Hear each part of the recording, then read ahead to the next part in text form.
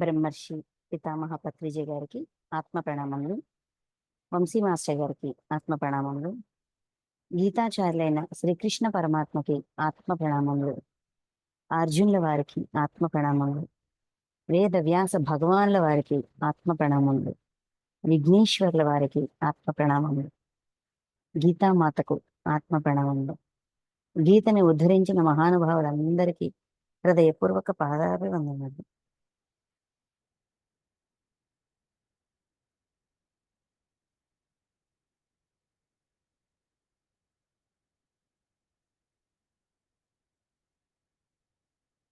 Okay masters, మనం శ్రీమద్ భగవద్గీత ఇందులోని 13వ అధ్యాయం క్షేత్రజ్ఞ విభాగ యోగం.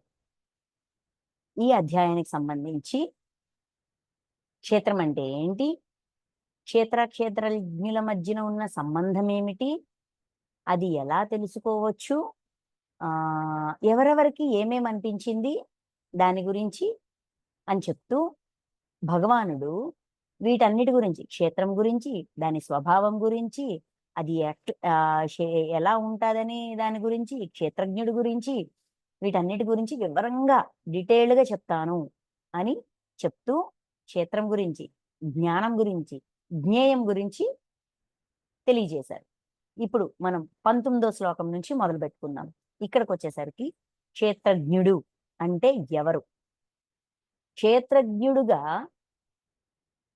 మనం ఉండడం సాధ్యమా, సాధ్యం కాదా, ఉండొచ్చా, ఉండలేమా, అది ఎలాగ కుదురుతుంది, దానికి సంబంధించిన నాలెడ్జ్ కంటా కూడా ఇలా ఉంటే క్షేత్రజ్ఞుడి గురించి తెలుసుకోవచ్చు, ఇలా ఉంటే క్షేత్రజ్ఞుడి గురించి తెలుసుకోవచ్చు అన్నట్టుగా. అంటే మనం క్షేత్రజ్ఞుడిగా మారడానికి మనలో ఉండాల్సింది ఏంటి అనే విధంగా చెప్తారు. ఇది చెప్పాక క్షేత్రము క్షేత్రజ్ఞుడు ఈ ఇద్దరికి ఉన్న సంబంధం ఏమిటి అంటే, క్షేత్రం వేరు క్షేత్రజ్ఞుడు వేరు అని విడదీసేశారు. ఇదంతా క్షేత్రం కిందకు వస్తుంది, ఇది క్షేత్రజ్ఞుడు అని మనకి చెప్పారు. చెప్పాక ఈ రెండిటిని విడివిడిగా చూస్తారేమో, రెండిటిని కలిపి చూడాలి. ఎందుకంటే రెండు కలిసే ఉన్నాయి అని వివరిస్తూ, ఆ అవగాహనలో ఉన్నవాళ్ళు ఎలా ఉంటారు, పరమాత్మ యొక్క అకర్తతత్వం అకర్తత్వం అంటే ఏంటి, ఇవన్నీ చెప్పబోతున్నారు. సో ఈ విషయాలన్నీ మనం తెలుసుకుందాం.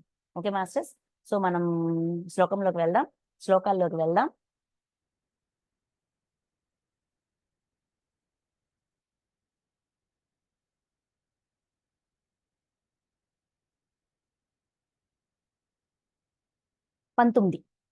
పంతొమ్మిది నుంచి 23 ఈ 5 శ్లోకాల్లో క్షేత్రజ్ఞుడు గురించి చెప్తారు. అంటే ఋషులు చెప్పేది, వేదాధ్యయనాలు చేసేవాళ్ళు చెప్పేది, ఆ తర్వాత జ్ఞానులు చెప్పేది, అంటే ఎక్కడెక్కడ వీళ్ళ గురించి వివరాలు ఉన్నాయి అనేది మనకు చెప్పారు కదా. అందులోంచి మొత్తం నుంచి క్రోడీకరించి మనకి ఇన్ఫర్మేషన్ ఇస్తున్నారు. మొత్తంలోకి మనం వెళ్ళి చూడలేం కదా.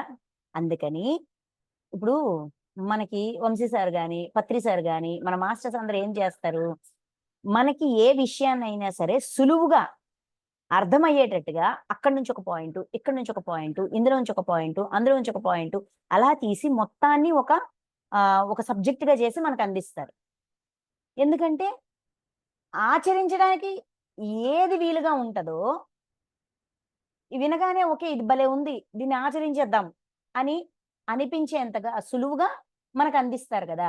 అదే విధంగా భగవానుడు కూడా ఈ శాస్త్రాలన్నింటిలోనూ, వేదాల్లోనూ, ఋషుల యొక్క జ్ఞానంలోనూ, వీళ్ళన్నిట్లో ఉన్న విషయాలన్నిటినీ ఓవరాల్గా ఒక క్రోడీకరించి అందులోంచి పాయింట్స్ తీసి మనకు అందిస్తుంది. ఇది మనం ఆచరిస్తే మనకు అర్థమవుతుంది ఏం చెప్పాలనుకుంటున్నారు అనేది. సో మనం శ్లోకాల్లోకి వెళ్దాం. 19వ శ్లోకం. ప్రకృతి పురుషుడు అను ఈ రెండును అనాది అయినవనియు రాగద్వేషాది వికారములను త్రిగుణాత్మకములైన పదార్థములన్నీయును ప్రకృతి నుండే ఉత్పన్నములైనవని ఎరుంగుము. అంటే మనలోన ఎటువంటి అవేర్నెస్ రావాలి? విశ్వానికి సంబంధించిన సత్యం, పరమాత్మ తత్వానికి సంబంధించిన సత్యం, కర్మతత్వానికి సంబంధించిన సత్యం, ఆత్మతత్వానికి సంబంధించిన సత్యం, కాలతత్వానికి సంబంధించిన సత్యం, ఇవన్నీ మనకు చెప్పారు. ఓకే, చెప్పడం వరకు జరిగింది, మనం విన్నాం. కానీ ఆ ఎరుకలో ఉండాలి. ఏదైతే విన్నామో అది మన అవేర్నెస్ లోకి తెచ్చుకోవాలి. అంటే దాన్ని ఆచరణలోకి తెచ్చుకోవాలి. అప్పుడే క్షేత్రజ్ఞుడు అంటే ఏంటో అర్థమవుతుంది. అంటే క్షేత్రజ్ఞుడుగా జీవించడం ఎలా అనేది అర్థమవుతుంది, జీవించగలుగుతాము. చూడండి, ప్రకృతి పురుషుడు అను ఈ రెండును అనాది అయిన వనియు అంటే సనాతనమైనవి. ప్రకృతి సనాతనమైనది, ఏనాటి నుంచో ఉంది, సృష్టి యొక్క ఆది నుంచి ఉంది. అండ్ పురుషుడు అంటే ఆత్మ. పురుషుడు అంటే ఇక్కడ మొత్తం భగవద్గీత మొత్తంలోనూ పురుషుడు అంటే అయితే జీవాత్మ లేకపోతే ఆత్మ, సందర్భానికి తగ్గట్టుగా what ever it may be ఆత్మతత్వం, ఆత్మ చైతన్యం గురించి చెప్తారు. సో ప్రకృతి పురుషుడు ఈ రెండు కూడా అనాది అయినవి, అంటే ఏనాటి నుంచో సనాతనమైనవి, సృష్టి యొక్క ఆది నుంచి ఉన్నాయి. ఇప్పుడేదో కొత్తగా వచ్చినవి, ఇప్పుడే తయారైనవి అనుకుంటున్నామేమో. అంటే మనకిప్పుడు తెలిసింది కాబట్టి ఇప్పుడే వచ్చాయి అనుకుంటామేమో. మన అవేర్నెస్ ఇప్పుడు మొదలైంది, కానీ ఇవన్నీ ఏనాటి నుంచో ఉన్నాయి అని. ఇంకా రాగద్వేషాది వికారములను, రాగము ద్వేషము ఇటువంటి వికారములు, ఇటువంటి భావనలను త్రిగుణాత్మకములైన పదార్థములన్నీను, త్రిగుణాత్మకములైన అంటే త్రిగుణాలతో తయారైన పదార్థాలన్నీ కూడా అంటే మనలో ఉండే భావనలు, రాగద్వేషాలు, గుణాల వల్ల మనం ప్రవర్తించే గుణాల వల్ల మనం ఏమంటాము బయటికి ప్రదర్శించే గుణాల కారణంగా మనం ప్రదర్శించే పదార్థాలన్నీ అంటే మనం ప్రదర్శించే ఈ లక్షణాలన్నీ కూడా ప్రకృతి నుండే ఉత్పన్నములైనవని ఎరుంగుము. ఇవన్నీ కూడా ప్రకృతి నుంచే ఉత్పన్నములైనాయి. ప్రకృతి అంటే ఏంటి? మనకి క్షేత్రం గురించి చెప్పారు. పంచమహాభూతములు, దశేంద్రియములు, పంచేంద్రియ గ్రాహ్య విషయములు, మనస్సు, మళ్ళీ ఏంటిది స్థూల శరీరము, చైతన్యము, తర్వాత వికారములు, తర్వాత దుఃఖము, ద్వేషము, మనస్సు, అహంకారము, ఇవన్నీ కూడా క్షేత్రం. వీటన్నిటి నుంచే మనం తయారవుతాం. నిన్న చెప్పుకున్నాం, వీటన్నిటి నుంచే. ఇవన్నీ మనకి ఇచ్చిన రా మెటీరియల్స్, ముడి పదార్థాలు. ఈ ముడి పదార్థాలని ఆధారంగా చేసుకొని మనం ఏదో తెలుసుకోవాలి, ఏదో అవ్వాలి, ఏదో పొందాలని తపనతో కారణలోకాల్లోకి, మహాకారణలోకాల్లోకి వచ్చాం కదా. మహాకారణంలో ఉన్న ఆత్మ జీవాత్మగా వచ్చి శరీరాలు తీసుకొని ఎక్కడెక్కడ జన్మలు తీసుకుంటే అక్కడెక్కడ జన్మలు తీసుకుంటూ ఇవన్నీ చేస్తున్నాం, రైట్? అయితే ఇదంతా కూడా ఈ విధంగా జరుగుతుంది. గుణాల వల్ల మనం ప్రదర్శించే గుణ ప్రభావంతో మనం ప్రదర్శించేది ఇవన్నీ కూడా ప్రకృతి నుంచే ఉత్పన్నములైనాయి, క్షేత్రం నుంచి ఉత్పన్నములయ్యాయని తెలుసుకో, ఎరుంగుము. ఆ అవేర్నెస్ లో ఉండండి. మనం ప్రదర్శించేది మన రియాక్షన్స్, మన యాక్షన్స్ ఇవన్నీ కూడా గుణం ఆధారంగా వచ్చింది, గుణ ప్రభావంతో ప్రదర్శిస్తున్నాము అని తెలుసుకుని ఈ యాక్షన్, మనం ఇచ్చే రియాక్షన్ వెనకున్న గుణం ఏంటి? ఆ గుణము ప్రకృతి నుంచి వచ్చింది అంటే పరమాత్మ మనకి ఇచ్చారు. సరే, ఆ గుణాన్ని, ఆయన ఇచ్చిన గిఫ్ట్ని, ఇప్పుడు ఎవరైనా మనకు ఒక గిఫ్ట్ ఇచ్చారే అనుకుందాం, మనకు నచ్చిన పర్సన్, మనకు నచ్చిన గురువు మనకు ఒక గిఫ్ట్ ఇచ్చారనుకోండి, ఆ గిఫ్ట్ని ఎలా చూస్తాము? ఎంత అపురూపంగా చూసుకుంటాము. దాన్ని ధూళి పడితే దాన్ని చక్కగా షోకేస్లో పెట్టుకుంటాము. వాడే పదార్థం వాడేదే అయితే, వాడుకునేదైతే జాగ్రత్తగా వాడుకుంటాము. దాన్ని నీట్గా క్లీన్ చేస్తాము. వాడుకున్నంతసేపు అయ్యో వీళ్ళిచ్చారని దాన్ని తలుచుకుంటూ ఒక కృతజ్ఞతా భావంతో ఉంటాము. మాది షోకేస్లో పెట్టుకునేదంటే దాన్ని చక్కగా అమర్చి పెట్టుకుంటాము. మళ్ళీ దానికి ధూళి పడితే నీట్‌గా క్లీన్ చేసి, ఇది జ్ఞాపకం అని చెప్పి జాగ్రత్తగా చూసుకుంటామా లేదా? మరి ఈ గుణాల్ని కూడా పరమాత్మ నుంచి, ఆ ప్రకృతి నుంచి, పరమాత్మ యొక్క మూల ప్రకృతి నుంచే వచ్చాయన్నప్పుడు, వాటిని ఎంత జాగ్రత్తగా చూసుకోవాలి? వాటిని సత్కార్యాలకి, అహింసకే వినియోగించాలే తప్ప, హింసకి వినియోగించకూడదు అనే అవేర్‌నెస్సు ఎవరు తెచ్చుకోవాలి? మనమే గదా తెచ్చుకోవాలి. అదే కదా ఇక్కడ చెప్తున్నారు. చూడండి. ఇది అంటే ఈ ప్ర ప్రకృతి, పురుషుడు అనాది అయినవి, సనాతనమైనవి. అంతేకాదు రాగద్వేషాలు అనే వికారములను, త్రిగుణాత్మకములైన పదార్థములను అంటే రాగము, ఇష్టము, ద్వేషము, తర్వాత ఈ గుణాల నుంచి వచ్చే లక్షణాలు ఇయన్నీ కూడా ప్రకృతి నుంచే ఉత్పన్నములవుతున్నాయని తెలుసుకో. ఫస్ట్ మనకి ఈ అవేర్‌నెస్ రావాలి. ఈ అవేర్‌నెస్‌తో మనం ఉండాలి. మనం జీవుడుగా ఉంటున్న మనకి ఈ అవేర్‌నెస్ తెలిసి తీరాలి. ఈ ఎరుకలో ఉండాలి. ఈ ఎరుక ఆధారంగానే మనం ప్రవర్తించి తీరాలి. నెక్స్ట్ కార్యకారణములను ఉత్పన్నము చేయుటలో కార్యము, కారణము. కారణం వల్లే కార్యం ఉత్పన్నమవుతది. సో, ఈ కారణము, ఈ కార్యము ఈ రెండిటిని ఉత్పన్నము చేయుటలో ప్రకృతియే హేతువనియు, దీని వెనక ప్రకృతి ద్వారానే ఇవన్నీ జరుగుతున్నాయి. మనకివ్వబడిన ఈ ప్రకృతి ద్వారానే ఇవన్నీ జరుగుతున్నాయి. అంటే ఇక్కడ మూల ప్రకృతి వస్తది. ఎందుకంటే మూల ప్రకృతి నుంచి శరీరం తయారైంది.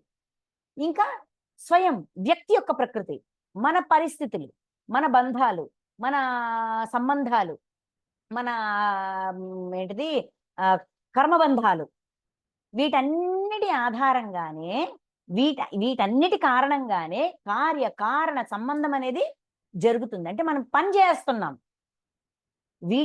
వీటి ఆధారంగా వీటిని బేస్ చేసుకొని వీటి మూలంగానే మనం రకరకాల పనులు చేస్తున్నాం. ఈ ఫలితం, పని ఫలితం, కార్య కారణ సంబంధం వలనే దీనికి ప్రకృతియే హేతువనియు, సుఖ దుఃఖములను అనుభవించుటలో జీవాత్మే హేతువనియు. సుఖాన్ని, దుఃఖాన్ని అనుభవించడం ఎవరు అనుభవిస్తున్నారు? ఈ అనుభవాన్ని ఎవరు పొందుతున్నారు? జీవాత్మ పొందుతుంది. జీవుడు ప్రవర్తిస్తున్నాడు. ఈ అనుభవం జీవాత్మ అందుకుంటుంది. ఇక్కడ ఇక్కడ గుణాలతో మనసు, ఇంద్రియాలు, శరీరము వీటన్నిటితో ఉన్నది జీవుడు. క్షేత్రము జీవుడు. ఓకే. ఈ జీవుడు తన ప్రవర్తనలన్నీ కూడా తన చుట్టూ ఉన్న పరిస్థితుల మీద ఆధారపడి ఉంటది. వీడు చేస్తుంటాడు. వీడు అనుభవిస్తుంటాడు. వీడు బాధపడుతుంటాడు. దానికి రియాక్షన్ ఇస్తుంటాడు. దానికి తగ్గట్టు యాక్షన్ చేస్తుంటాడు. ఇవన్నీ వీడు చేస్తుంటాడు. ఈ అనుభవాన్ని జీవాత్మ తీసుకుంటది. ఓకే.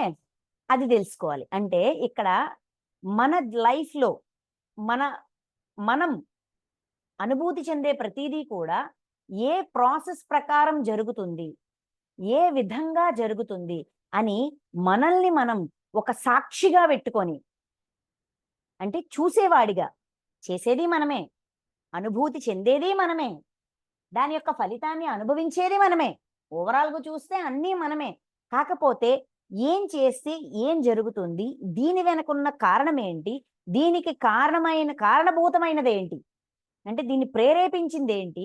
ఇలాగ విడివిడిగా గమనించినప్పుడు ఎక్కడ పొరపాటు ఉంటే అక్కడ సరిజేసుకోవచ్చు. ఇలా విడివిడిగా గమనించి చూడడమే క్షేత్రజ్ఞుడి యొక్క తత్వం. అంటే ఆత్మగా జీవించడం ఎలా అనేది మనకి నేర్పిస్తున్నారు. నేను ఆత్మని, నేను ఆత్మని, నేను ఆత్మని అని మనం అనుకున్నాం ఇంతవరకు. అంటే ఒప్పుకున్నాం. కానీ ఆత్మగా ఉండి జీవించడం ఎలా అనేది క్షేత్రజ్ఞుడుగా నేర్పిస్తున్నారు. అంటే మూడో వ్యక్తిగా ఉండి చూడు. ఇక్కడ శరీరము, దాని భావనలు, దాని మనస్సు, దాని అహంకారము, దాని చైతన్యము, దాని బాధ, దాని కష్టము వీటన్నిటి ఆధారంగా యాక్షన్, రియాక్షన్ జరుగుతుంది. ఓకే. ఈ యాక్షన్, రియాక్షన్ యొక్క ఫలితం ఆ అనుభవాన్ని జీవాత్మ అనుభవిస్తుంది. రైట్. నెక్స్ట్ పురుషుడు ప్రకృతిస్థుడై అదేంటది? ఎవరో చేసిన దానికి ఎవరికో శిక్ష వేయడం ఏంటి? అక్కడ అది చేస్తుంది. ఇక్కడ ఇది అనుభవం పొందుతుంది. ఓకే. అయితే దానికి సమాధానం. పురుషుడు ప్రకృతిస్థుడై ప్రకృతి నుండి ఉత్పన్నములైన త్రిగుణాత్మక పదార్థములను అనుభవించును. పురుషుడు అంటే ఆత్మ ప్రకృతిలో స్థితమై, ఈ శరీరంలో ఆత్మ స్థితమవుతుంది. స్థితమయ్యి ఈ ప్రకృతి నుంచి ఉత్పన్నములవుతున్న, తన చుట్టూ ఉన్న పరిస్థితుల నుంచి వస్తున్న ఉత్పన్నములవుతున్న త్రిగుణాత్మకమైన పదార్థములను, త్రిగుణాల వల్ల వచ్చే ఆ రియాక్షన్స్, మన గుణాల ప్రభావంతో మనం చేసే పనులను, ఆ పదార్థాలను అంటే వాటి రియాక్షన్స్ ని అనుభవిస్తుంది. అంటే మన జీవాత్మ ఇవన్నీ చేయడానికి, అంటే చేసేది ప్రకృతి అన్నారు, అనుభవించేది జీవాత్మ అన్నారు. ఎందుకలాగా? ఎందుకంటే పురుషుడు ప్రకృతిలో స్థితమై, ఇక్కడ ఉన్న ప్రకృతిలో పురుషుడు స్థితమవుతాడు. అంటే శరీరం తయారయ్యాక కదా ఆత్మ వచ్చి చేరుతుంది. ఈ శరీరంలోకి ఆత్మ వచ్చి చేరి గుణ ప్రభావంతో జరిగేవన్నీ కూడా అనుభూతి చెందుతూ ఉంటది. అంటే ప్రతి విషయాన్ని కూడా లర్నింగ్ గా తీసుకుంటూ ఉంటాది.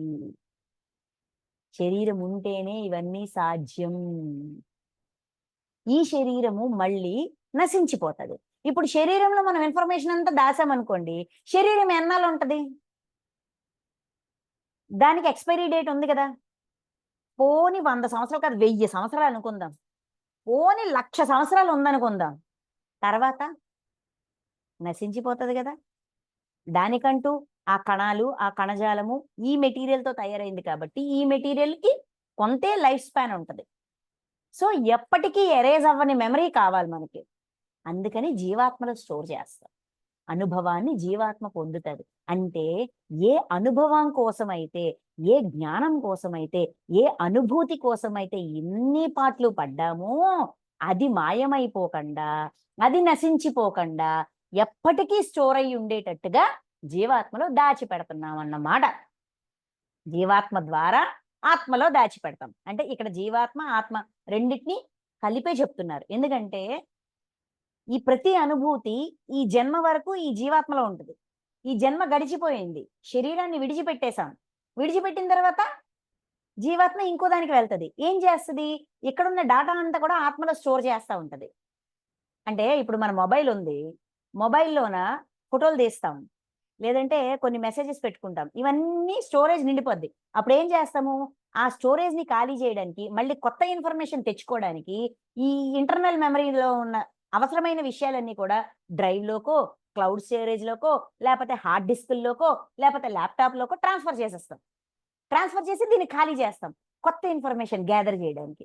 అలాగా జీవాత్మ నుంచి ఆత్మలోకి షిఫ్ట్ అవుతుంది అనమాట నాలెడ్జ్. మొత్తానికి దాచిపెడతాం. ఎందుకు? ఆ అనుభవం కోసం కదా ఇన్ని వాటి పడింది. అందుకే ఇక్కడ ఏమంటున్నారు? పురుషుడు ప్రకృతిలో స్థితమై ఉత్పన్నములవుతున్న, ప్రకృతి నుండి ఉత్పన్నములవుతున్న, మళ్ళీ ఏంటి? ఈ ప్రకృతి నుంచే ఉత్పన్నములవుతున్నాయి, ఈ శరీరం నుంచే ఉత్పన్నమవుతుంది. గుణాల యొక్క పదార్థములు, గుణాత్మకమైన పదార్థములన్నిటినీ అనుభవిస్తుంటది. వాటిని లర్నింగ్ గా మారుస్తుంటది, నేర్చుకుంటూ ఉంటది, అనుభవ జ్ఞానంగా మారుస్తుంటది. మంచి చెడు అనే విచక్షణ లేదు. ఏది వస్తే అది, నాకేమనిపించదు నేను చేస్తా. దాని ద్వారా ఓకే ఇది చేస్తే ఇలా ఉంటుందా, ఓకే డన్. ఇప్పుడు ఇది అనిపించింది, ఇది చేసా, నాకు సాత్వికం అనిపించింది, సాత్విక గుణం నాకు ఇప్పుడు లేచింది, దానివల్ల నేను సాత్వికంగా ఉన్నాను. ఓకే సాత్వికంగా ఉంటే ఇలా ఉంటుందా, సరే సరే ఓకే. మరి రాజసంగా ఉంటే ఎలా ఉంటది? ఇదో అనిపిస్తుంది, దాన్ని బట్టి ప్రవర్తిస్తా, దాని ఫలితం ఓకే ఇలా ఉంటే ఇలా ఉంటుందా. ఇలాగ ప్రతిదీ కూడా మనమేదే ట్రై చేసి తెలుసుకుంటూ ఉంటాము. అనుభవపూర్వకంగా జ్ఞానాన్ని సంపాదిస్తూ ఉంటాము. ఈ గుణ సాంగత్యమే జీవాత్మ యొక్క ఉత్తమ అధమ జన్మలకు కారణము. గుణంతో సాంగత్యం చేసి మనం చేసే కర్మల కారణంగా జీవాత్మ ఉత్తమ జన్మలు, అధమ జన్మలు, అంటే అన్ని రకాల జన్మలు తీసుకుంటది. మంచి జన్మ తీసుకుంటది, చెడ్డ జన్మ తీసుకుంటది. అంటే ఇక్కడ మంచి చెడ అని కాదు, ఉత్తమ జన్మలు అంటే దివ్యత్వం కోసము, జ్ఞానం కోసం ప్రయత్నించే జన్మలు ఉంటాయి. లేదబ్బా నాకేమొద్దు, నేనేదో నాకు నచ్చినట్టు నేను ఉంటాను అని అలాంటి జన్మలు ఉంటాయి. అంటే ఇక్కడ మన కేటగరైజేషన్ అనమాట. తక్కువ లెర్నింగ్ ఉన్నది అధమ జన్మ, ఎక్కువ లెర్నింగ్ ఉన్నది ఉత్తమ జన్మ. కొన్ని జన్మలు ఏంటంటే ఏమి నేర్చుకోకుండా అలా వేస్ట్ చేసి పడేస్తుంది. దాన్ని అధమ జన్మగా అనుకోవచ్చు. ఏమొద్దు, ఏ లెర్నింగ్ తీసుకోకుండా, ఏమి చేయకుండా అలా ఉండిపోతాం. అలాగా రకరకాల జన్మలకి గుణ సాంగత్యమే కారణము. అంటే ఇక్కడ ఏం చేస్తున్నారండి? నేను చేశాను, లేదంటే పక్కవాడు చేశాడు, వాడి వల్ల నా లైఫ్ ఇలాగుంది, వీడి వల్ల నా లైఫ్ ఇలాగుంది, నా జన్మ వేస్ట్ అయిపోయింది, వాడు సరిగ్గా నేర్పలేదు, వీడు సరిగ్గా చెప్పలేదు, నేను సరిగ్గా నేర్చుకోలేకపోయాను, నాకు సరైన పరిస్థితులు లేవు. ఇలాగ రకరకాల వంకలు వెతుక్కుంటాం కదా! కానీ భగవంతుడు ఏం చెప్తున్నారు? ఎవ్వడి తప్పు లేదిక్కడ. అసలు తప్పనేదే లేదు. దేని పద్ధతిగా అది జరుగుతూ పోతుంది. ఏది ఎలా జరగాలో, జీవుడు ఏం చేయాలో వాడు చేస్తున్నాడు, జీవాత్మ ఏం చేయాలో వాడు చేస్తుంది. ఏది ఎలా జరగాలో అలా జరుగుతూ పోతుంది. సహజంగా జరుగుతూ పోతుంది. దాన్ని స్వీకరించడమే మన పని. యాక్సెప్టెన్స్. పూర్తి యాక్సెప్టెన్స్. అంటే ఎక్కడ ఏం జరుగుతుందనేది గమనిస్తే, సూక్ష్మాల్లోకి వెళ్తే, లోతుల్లోకి వెళ్లి చూస్తే ఎక్కడ ఏం జరుగుతోందనేది తెలుస్తుంది. దేని వల్ల మనం ఇలా ప్రవర్తిస్తున్నాం అనేది మనకు అర్థమవుతది. ఇక్కడ నేను ఒక ప్రవర్తన చేశాను, దానివల్ల నాకు ఒక అనుభవం వచ్చింది. ఓకే, ఈ అనుభవం నాకు నచ్చింది అంటే ఉంచుకోవచ్చు. నచ్చలేదు, లేదు నచ్చింది కానీ ఇంకొంచెం మెరుగ్గా ఉంటే బాగుండంటే, ఎక్కడ మెరుగు చేస్తే, ఎక్కడ దాన్ని రెక్టిఫై చేస్తే ఇక్కడ అవుట్‌పుట్ అద్భుతంగా ఉంటదనేది చెక్ చేసుకోవడానికి మనకి అలా విభజించి, విభజించి చెప్తున్నారు. ఓకే. నెక్స్ట్ చూడండి. 22. ఈ దేహమునందున్న ఆత్మ వాస్తవముగా పరమాత్మయే. అతడు సాక్షీభూతుడగుట వలన ఉపద్రష్ట అనియు, యథార్థ సమ్మతి నిచ్చువాడగుట వలన అనుమంత అనియు, అన్నింటినీ ధరించి పోషించువాడగుట వలన భర్త అనియు, జీవరూపములో భోక్త అనియు, బ్రహ్మాదులకును స్వామి అగుట వలన మహేశ్వరుడనియు, శుద్ధ సచిదానంద ఘన స్వరూపుడగుట వలన పరమాత్మ అనియు పిలవబడుచున్నాడు. పరమాత్మ యొక్క పేర్లు వెనకున్న రీజన్స్ ఇచ్చారు. ఎందుకు ఇచ్చారు? మనం అలాగ అవ్వాలి అంటే, ఆ స్థితికి ఎదగాలి అంటే, ఆ పేరు వెనకున్న లక్షణాన్ని మనం తెలుసుకొని, ఆ లక్షణాన్ని మనలో మనం అలవాటు చేసుకోవడానికి మనకిచ్చిన క్లూ అన్నమాట. చూడండి. దేహమునందున్న ఆత్మ వాస్తవముగా పరమాత్మయే. పరమాత్మ నుంచి వచ్చిందే గదా! పరమాత్మ నుంచి వచ్చిన ఆత్మే జీవాత్మగా మారి దేహంలో ఉంది. అంటే ఇండైరెక్ట్‌గా చూస్తే దేహంలో ఉన్నది పరమాత్మే. ఓకే. ఆ పరమాత్మే మన దేహంలో ఉన్నప్పుడు మనం పరమాత్మలా ప్రవర్తించాలి గదా! ప్రవర్తించాలా వద్దా? ప్రవర్తించాలంటే పరమాత్మకున్న లక్షణాలేంటో మనకు తెలియాలి గదా! ఆయనకున్న రకరకాల పేర్ల వెనక ఉన్న లక్షణం ఏంటో తెలియాలి కదా! లేదంటే దివ్యత్వ లక్షణం ఏంటో తెలియాలి కదా! అందుకు చూడండి. అతడు సాక్షీభూతుడగుట వలన ఉపద్రష్ట అనియు. సాక్షీభూతుడు. మనం దేహంలో ఉన్న అంటే మనతో పరమాత్మకి డైరెక్ట్ కనెక్షన్ ఉంది. అవునన్నా, కాదన్నా ఇది కరెక్ట్. రైట్. అయితే అయినా కూడా మనం ఏం చేసినా కూడా ఉపద్రష్ట, సాక్షీభూతుడుగా అలా గమనిస్తూ ఉంటారు కాబట్టి ఆయన్ని ఉపద్రష్ట అంటారు. అంటే ఇప్పుడు మనం బాధ పెడుతున్నామా, బాధ పడుతున్నామా అనేది పరమాత్మకి తెలుసు. మనలో ఉండి, మన చుట్టూ ఉండి చూస్తున్నారు. కానీ మన లైఫ్‌లో వేళ్ళు పెట్టరు. ఇలా చెయ్యకు, ఇలా ఉండకు, అలా చెయ్యకు, నీ నుంచి ఇవన్నీ లాగేస్తాను. ఇప్పుడు చూడండి 'కల్కి' మూవీలోన ఏమంటాము కాంప్లెక్స్. ఏం చేశారక్కడ? ఆ కాంప్లెక్స్‌లో ఉన్న ఆ మాస్టరు ఏం చేశారు? నేచర్ మొత్తాన్ని తీసుకొని అందులో పెట్టేశారు. అక్కడ ఒక మాట అంటారు. ఎవరికి నచ్చినట్టు వాళ్ళు ఉండడం అనేది భగవంతుడు ఇచ్చేశాడు. బుద్ధి ఉన్నవాడు, బుద్ధి లేనివాడు ఎవడికి ఎలా నచ్చితే అలా ప్రవర్తిస్తున్నాడు. ప్రకృతిని ఎలా యూజ్ చేసుకోవాలో కూడా తెలియట్లా. అందుకని మొత్తాన్ని తీసి నా దగ్గర పెట్టుకున్నా. అలా మనతో పరమాత్మ ఉంటే మనం బతకగలమా? మనకి నచ్చుతాదా? అన్ని రెస్ట్రిక్షన్స్‌తో జీవించడము సాధ్యమేనా? అందుకని మనల్ని రెస్ట్రిక్షన్స్ ఏమీ లేకుండా స్వేచ్ఛా సంకల్పం అనే వరాన్ని ఇచ్చి మరి జీవించనిస్తున్నారు. మూల ప్రకృతిని ఇచ్చారు, నేచర్ని ఇచ్చారు, అన్ని రకాల ప్రాణుల్ని ఇచ్చారు. అన్ని ఇచ్చి వీటన్నిటితో పాటు సహజీవనం చేస్తూ కలిసి జీవిస్తూ నేర్చుకోవడం ఇంకా ఈజీ అవుతుంది అని మనకు అందించారు. అందించిన తర్వాత మనం తప్పు చేసినా, ఒప్పు చేసినా, హింసించినా, హింస అనుభవించినా, ఏం చేసినా కూడా సాక్షిగా ఉంటున్నారు. ఎందుకు? ఇప్పుడు పిల్లలు నడుస్తూ ఉంటారు. వాళ్ళు నడక నేర్చుకునేటప్పుడు పడుతూ, లేస్తూ, పడుతూ ఇలా ఇలా కడుగేయడానికి ఇలా ట్రై చేస్తే దుబ్బని పెడతాడు. తలకి దెబ్బ తగులుతది, ముడుకులు దెబ్బ తగులుతది, అని రాగం పెడతారు. అయ్యో నాన్న దెబ్బ తగిలిందా అంటాము. అనేసి మరి నువ్వు నడకరా, నడిస్తే పడిపోతున్నావని నడొద్దని చెప్తామా? పర్వాలేదు నాన్న ప్రయత్నించని చెప్తామా? ఎందుకు చెప్తాం? బాధ కలుగుతుంది. కానీ నడక నేర్చుకుంటే వాడి మట్టుకు వాడు నడగలడు. వాడి కాళ్ళ మీద వాడు నిలబడగలడు. వాడికే మంచి జరుగుతాది. స్వయంగా నేర్చుకోవాలి అనే కదా వదిలేస్తున్నాము. మరి పరమాత్మ చేసేది కూడా అదే కదండీ! అందుకే సాక్షీభూతుడు, ఉపద్రష్ట అంటారు. అంటే పరమాత్మ స్థితికి ఎదగాలన్నా, మనలో ఉన్న పరమాత్మ చైతన్యంలాగా మనం ప్రవర్తించాలన్నా ఉపద్రష్టగా ఉండాలి. అంటే సాక్షీభూతుడిగా ఉండాలి. ఎందుకంటే దీనికి ప్రూఫ్ ఇంకో డ్రీమ్‌లో దొరికింది. ఒక మేడంకి ఒక డ్రీమ్ వచ్చింది. మహావతార్ బాబాజీ పుట్టినరోజు నాడు, బాబాజీ నాకేదైనా జ్ఞానం ఇవ్వండి, నాకేదైనా ఒక లెర్నింగ్ ఇవ్వండి అని రిక్వెస్ట్ చేసి ధ్యానం చేస్తూ నిద్రపోయిందావిడ. నిద్రపోతే డ్రీమ్‌లోన ఆ మేడము, ఇంకొక మాస్టరు అంటే తెలిసిన వ్యక్తి, బాగా పరిచయం ఉన్న వ్యక్తి, ఒక టీచర్ పొజిషన్‌లో, ఆమె లైఫ్‌లో టీచర్ పొజిషన్‌లో ఉండి, ఆమె బాగా గౌరవించే వ్యక్తి రూపంలో ఒక మాస్టర్ ఉన్నారు. ఇద్దరు కలిపి రోడ్డు మీద నడుచుకుంటూ వెళ్తున్నారు. వెళ్తుంటే ఈమె అడుగుతది. చెప్పిన మాట వినకపోతే నచ్చజెప్పాలి కదా! అన్నట్టుగా ఈవిడ అడుగుతది. ఎవరి జీవితంలోనూ ఇన్వాల్వ్ అవ్వద్దు. వాళ్ళ జీవితాన్ని వాళ్ళని జీవించనియ్యి. ఆవేశంతో, బలవంతంగా వాళ్ళ చేతలని, వాళ్ళ చేష్టలని నిర్బంధించొద్దు అని చెప్తారు. చెప్తే అప్పుడు ఈవిడ అంటారు, అదేంటి చెప్పిన మాట వినకుండా, తప్పులు చేస్తూ, ఏది నేర్చుకోకుండా, అడుక్కు తింటున్నా కూడా మాట్లాడకూడదా? ఏమీ చెప్పకూడదా? అని ఈవిడ ఆవేశంగా అడుగుతది.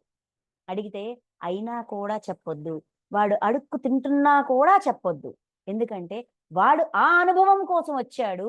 వాడి జన్మ ప్రణాళికని డిస్టర్బ్ చెయ్యొద్దు. ఎదుటి వాడి స్వేచ్ఛా సంకల్పాన్ని హరించడమే సృష్టిలో మహాపాపం. అంటే భగవంతుడు మన పట్ల ఎలా ఉంటారో, మనము మనతోని, మన చుట్టూ ఉన్న వాళ్ళతోని అలా ఉండగలగడమే క్షేత్రజ్ఞుడిగా జీవించడం. ఆత్మగా జీవించడం. ఆత్మ అనుకోవడం వేరు, ఆత్మగా జీవించడం వేరు. అది నేర్పించారు. అది చెప్తున్నారు. ఇంక నెక్స్ట్ యథార్థ సమ్మతినిచ్చువాడు అగుట వలన హనుమంత అనియు. యథార్థ సమ్మతి. యథార్థంగా మనం ఎలా ఉండాలనుకుంటున్నామో దానికి సమ్మతిస్తారు. నాకు ఇలాంటి జన్మ కావాలి. Okay go. నాకు ఇలాంటి జన్మ కావాలి. Okay take it. నాకు మంచి ఫ్యామిలీ కావాలి. Take it. నాకు ధనవంతులైన కుటుంబం కావాలి. Take it. యథార్థ సమ్మతి. ఏం కోరితే అది అందించడం వలన, యథార్థ సమ్మతినిచ్చుట వలన హనుమంత అనియు, అన్నింటినీ ధరించి పోషించువాడు అగుట వలన భర్త అనియు, అన్నింటినీ ధరించి పోషించువాడు. ధరించడం అంటే ఆ ప్రకృతి నుంచే శరీరం ఇచ్చారు. ఆ శరీరానికి కావలసిన పోషణ అంటే ఆ శరీరాన్ని పోషించుకోవడానికి కావలసినవన్నీ మనకు అందించారా లేదా? ఎవరికి తగ్గట్టు వాళ్ళ వస్తువులు వాళ్ళ దగ్గర ఉన్నాయి. ధరించేవారు, పోషించేవారు కాబట్టి భర్త అని, జీవరూపములో భోక్త అనియు అంటే జీవుడి రూపంలో భోక్త. దాన్ని దేన్నైనా సరే ఆస్వాదించడం, ఎంజాయ్ చేయడం అంటే తీసుకోగలగడం. ఆ రుచిని గాని, ఆ టేస్ట్‌ని గాని, లేదంటే ఆ వాసనని, ఆ స్పర్శ జ్ఞానం ఇవన్నీ కూడా అనుభూతి చెందుతున్నారు. జీవుడి ద్వారా అనుభూతి పొందుతున్నారు కాబట్టి భోక్త అనియు. బ్రహ్మాదులకును స్వామి అగుట వలన అంటే మాస్టర్స్ అందరికీ మాస్టర్ అయ్యుండు వల్ల, దేవాత్మలందరికీ, దేవుళ్ళందరికీ అందరికీ మాస్టర్ దైవం కాబట్టి, స్వామి కాబట్టి, బ్రహ్మాదులందరికీను స్వామి కాబట్టి మహేశ్వరుడనియు, శుద్ధ సచిదానంద ఘన స్వరూపుడగుట వలన పరమాత్మ అనియు పిలవబడుచున్నారు. శుద్ధ సచ్చిదానందం, శుద్ధమైన సత్ చిత్ ఆనందం అంటే సత్యం వల్ల హృదయంలో వచ్చే ఆనందానికి రూపం. సత్యాన్ని పట్టుకోవడం వల్ల వచ్చే ఆనందం ఎలా ఉంటది అనేది ఆయన నేర్పిస్తారు. కాబట్టి పరమాత్మకి డెఫినిషన్ సత్ చిత్ ఆనందానికి రూపం. కాబట్టి పరమాత్మనియు పిలవబడుచున్నారు అంటే సత్యంలోనే ఆనందాన్ని వెతుక్కోవాలి గాని భ్రమల్లో కాదు. నా సత్యం ఏంటి? నేను ఆత్మ పదార్థాన్ని. నేను ఆత్మగా జీవించడం నేర్చుకున్నప్పుడు నా ప్రవర్తన వెనక, నా కారణం వెనక, నా కార్యం వెనక, నా బాధ వెనక, నా దుఃఖం వెనక, నా ద్వేషం వెనక, నా అసూయ వెనక, నా సంతోషం వెనక, నా ప్రేమ వెనక ఉన్న కారణం నేను వెతకగలుగుతాను, చూడగలుగుతాను. కారణాన్ని చూసినప్పుడు దాన్ని సరిచేసుకుంటాను కదా, అప్పుడు ఆ శాశ్వతమైన ఆనందాన్ని పొందుతాను కదా. అది నేర్పిస్తున్నారు. ఇది క్షేత్రజ్ఞుడిగా ఉండడం. నెక్స్ట్, ఈ విధముగా పురుషుని తత్వమును అంటే ఆత్మ యొక్క తత్వమును, గుణసహితమైన ప్రకృతి తత్వమును, గుణాలతో కూడి ఉన్న ప్రకృతి తత్వమును, ఇక్కడ మూల ప్రకృతి వస్తుంది, స్వయం ప్రకృతి వస్తుంది, మొత్తం వస్తుంది. తత్వమును తెలుసుకునేవాడు, ఇది పూర్తిగా అవగాహన చేసుకున్నవాడు, ఆ అవగాహనతో జీవిస్తున్నవాడు అన్ని విధములుగాను కర్తవ్యాకర్తవ్యాలను ఆచరించుటప్పటికీ పునర్జన్మ పొందడు. కర్తవ్యాన్ని అకర్తవ్యాన్ని, కర్తవ్య అకర్తవ్యములను అంటే చెయ్యాల్సినది, చెయ్యబడుతున్నది రెండింటినీ రెండు చేస్తున్నా కూడా, తన కర్తవ్య కర్మలను నిర్వర్తిస్తున్నా కూడా పునర్జన్మ పొందడు. ఎందుకంటే ప్రతి దాని కారణాన్ని వెతుకుతాడు, కారణానికి తగ్గట్టుగా ప్రవర్తిస్తాడు. మంచిని చెడుని, మంచి ఫలితాన్ని చెడు ఫలితాన్ని, బాధనిచ్చేదాన్ని సుఖాన్ని ఇచ్చేదాన్ని, ఆనందాన్ని ఇచ్చేదాన్ని, ద్వేషాన్ని ఇచ్చేదాన్ని అన్నింటినీ స్వీకరిస్తాడు. స్వీకరించి దీని వెనక నా కారణం ఏంటి, నా గుణం ఏంటి, నా తత్వం ఏంటి, ఈ ఆత్మలో ఏం దాచిపెట్టాను, ఈ లెక్క ఏంటి, లెక్కలు వెతుక్కుంటాడు. లెక్క వెతుక్కొని దానికి తగ్గట్టుగా ప్రవర్తిస్తాడు. కాబట్టి పాత లెక్కలు క్రియేట్ చేస్తాడు, కొత్త లెక్కల్లో ఇరుక్కోడు. కాబట్టి జన్మ తీసుకోవాల్సిన అవసరం ఉంది. అంటే ఇనప సంఖ్యల్లోనూ తను తాను బంధించుకోడు, బంగారు సంఖ్యల్లోనూ తను తాను బంధించుకోడు. అంటే పాపకర్మ పుణ్యకర్మ ఈ రెండు కేటగిరీస్ దాటి సత్యకర్మలో ఉంటాడు. కాబట్టి పునర్జన్మ ఉండదు. నెక్స్ట్, ఇది క్షేత్రజ్ఞుడు అంటే క్షేత్రజ్ఞుడుగా జీవించు అని మనకిచ్చిన డైరెక్షన్, మనల్ని అటువైపు మళ్లించడానికి ప్రయత్నం చేస్తున్నారు. అందుకే ముందేం చెప్పారు, క్షేత్రం గురించి చెప్పారు, తర్వాత జ్ఞానం గురించి చెప్పారు, తర్వాత జ్ఞేయం గురించి చెప్పారు, పరమాత్మ గురించి చెప్పారు. అది చెప్పాక క్షేత్రజ్ఞుడి గురించి చెప్పారు. ఇవన్నీ అర్థమైతే గాని ఆత్మగా జీవించలేము. కాబట్టి మొత్తం ఇన్ఫర్మేషన్ ఇచ్చారు. అంతేకాదు ఇంకా ఉంటది. నెక్స్ట్ చూద్దాం. 24, 25 ఈ రెండు శ్లోకాల్లో ఎలా దాటొచ్చు అంటే క్షేత్రజ్ఞుడిగా ఎలా ఉండొచ్చు, క్షేత్రజ్ఞుడు అనేవాడు ఇలా ఉండాలి అంటే, ఇక్కడ క్షేత్రజ్ఞుడు అంటే ఇంకా మన భాషలో ఇంకా సింపుల్ గా చెప్పాలంటే ఆత్మగా జీవించడం. ఆత్మగా జీవించడానికి సాధన ఏమైనా ఉందా, ప్రాసెస్ ఏమైనా ఉందా, అది ఎలా ఉంటది, ఏ ప్రాసెస్ ద్వారా అవుతుంది, ఆ ప్రాసెస్ ని ఫాలో అయితే మాత్రమే అవుతుందా, ఆ ప్రాసెస్ తెలియదు అనుకోండి, అప్పుడేంటి పరిస్థితి? దానికి సమాధానం ఈ రెండు శ్లోకాలు 24, 25. కొందరు ఆ పరమాత్మను ఈ పరమాత్మను, ఇందాక పరమాత్మ డెఫినేషన్ ఇచ్చారు కదా, భర్త, అనుమంత, ఉపద్రష్ట, పరమాత్మ, ఇలాగా డెఫినేషన్ ఇచ్చారు కదా. ఈ పరమాత్మను అంటే ఈ తత్వాన్ని తెలుసుకోవడానికి, ఈ తత్వం తాముగా మారడానికి కొందరు ఈ పరమాత్మను శుద్ధమైన సూక్ష్మ బుద్ధితో అంటే సూక్ష్మాల్లోకి వెళ్తూ, తమ అంతరంగ లోతుల్లోకి వెళుతూ బుద్ధిని సూక్ష్మాతి సూక్ష్మంగా ఆలోచిస్తూ, పరిగణిస్తూ, కరెక్ట్ గా చెప్పాలంటే ఇన్వెస్టిగేట్ చేస్తూ, వెతుక్కుంటూ, అన్వేషిస్తూ, శుద్ధమైన అంటే ధర్మబద్ధమైనది మాత్రమే సూక్ష్మ బుద్ధితో ధ్యాన యోగము ద్వారా దానికి బుద్ధిని సూక్ష్మంగా చేసుకోవడానికి ధ్యానాన్ని ఆశ్రయించి తమ హృదయముల యందు చూతురు, తమ అంతరంగ లోతుల్లోన వెతుకుతారు. బుద్ధిని సూక్ష్మంగా చేసుకోండి అంటే ధర్మబద్ధమైన బుద్ధితో తమ అంతరంగ లోతుల్లో ఏముంది, ఏం దాచిపెట్టాము, సద్గుణాలు ఉన్నాయా, దుర్గుణాలు ఉన్నాయా, మంచి లక్షణాలు ఉన్నాయా, ప్రవర్తన ఏ విధంగా ఉంది, ఆ గుణాలని దేనికోసం వినియోగిస్తున్నాము అని బాగా గమనించి తెలుసుకొని ధ్యానం యొక్క సహాయంతో తమను తాము మార్చుకోవడానికి ట్రై చేస్తారు, ఆ పరమాత్మగా తయారవడానికి ట్రై చేస్తారు.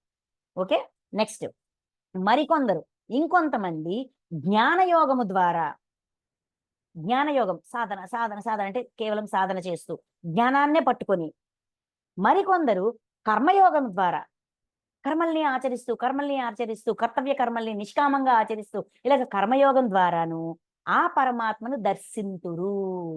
అంటే ఆ పరమాత్మని ఆయన యొక్క అసలు రూపంతో దర్శిస్తారు. పరమాత్మ యొక్క లక్షణాన్ని నేను చెప్పారు కదా, జ్ఞేయము అని.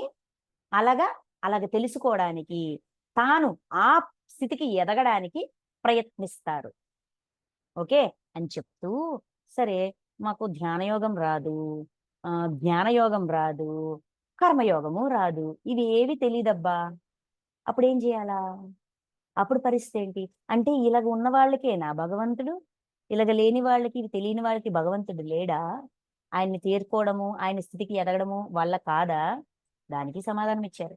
కానీ ఈ సాధనా మార్గములు గూర్చి, ఈ ప్రాసెస్లు, ఈ 3 రకాల ధ్యానయోగము, కర్మయోగము, జ్ఞానయోగము, ఈ మూడింటి గురించి తెలియని వాడు, ఎరుంగని మందబుద్ధులు, బుద్ధి ఇంకా వికసించలా, అన్ని విషయాలు తెలియదబ్బా, ఏదో అమాయకంగా ఉన్నాము, ఏదో దేవుడంటే ఓ దండం పెట్టుకుంటాము అంతే తప్ప మాకు ఇంకేవి తెలియవబ్బా అనే, ఇక్కడ మందబుద్ధి అనేది ఒక తక్కువగా చూసే పదం కాదండి. బుద్ధి వికసించలేదు అంతే, ఇన్ని రకాలు తెలియవు, ఇన్ని ప్రాసెస్లు తెలియవు అంతే.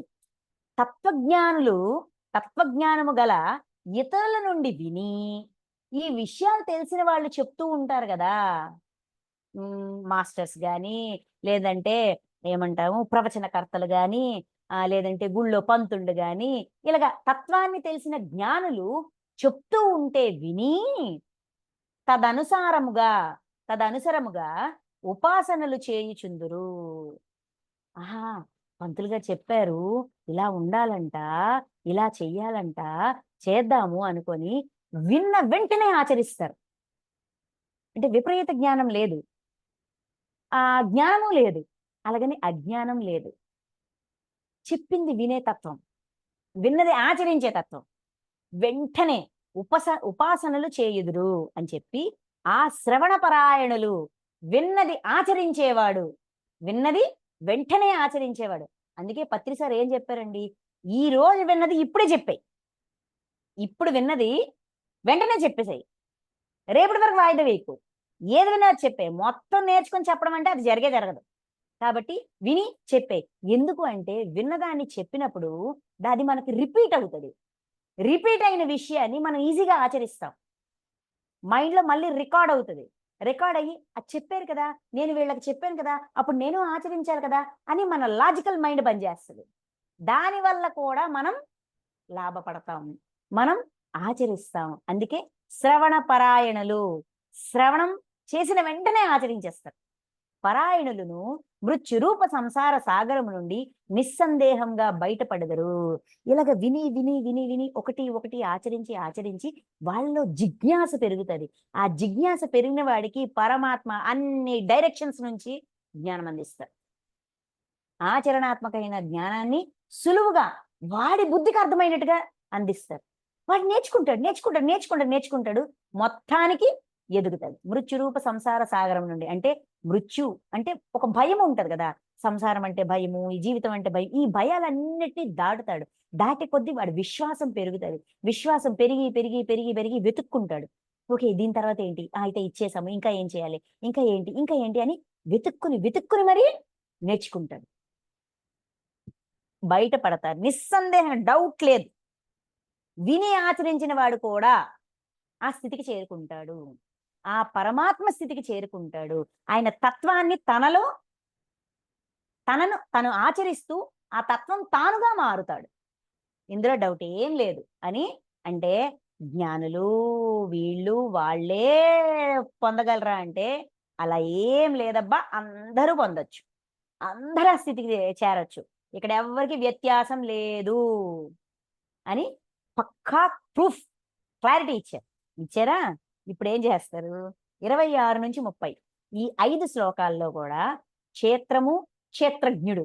ఇప్పుడు క్షేత్రం గురించి విడిగా చెప్పారు, జ్ఞానం గురించి విడిగా చెప్పారు, జ్ఞేయం గురించి విడిగా చెప్పారు, క్షేత్రజ్ఞుడు గురించి విడిగా చెప్పారు, పరమాత్మ తత్వాన్ని ఎవరు అలవర్చుకోగలరనేది కూడా చెప్పారు. చెప్పాక ఇవన్నీ విడివిడిగా ఉన్నాయి కాబట్టి ఇది నేను కాదు, అంటే ఈ శరీరం నేను, ఈ ఆత్మ నేను కాదు, ఈ ఆత్మ నేను, ఈ శరీరం నేను కాదు అని విపరీత జ్ఞానంతో దాన్ని పట్టి దీన్ని వదిలేసి, దీన్ని పట్టి దాన్ని వదిలేసి, ఇలా వదులుతూ పడుతూ ఇదంతా దేవుడే చేయించడం దేవుడి మీద నెట్టేసి, ఆయన చేయించాడు కాబట్టి ఆయనే అనుభవించాలని ఆయన 4 మాటలంటూ ఇలాగ చెయ్యడకంట మనకి క్లారిటీ ఇస్తున్నారు. ఏమని?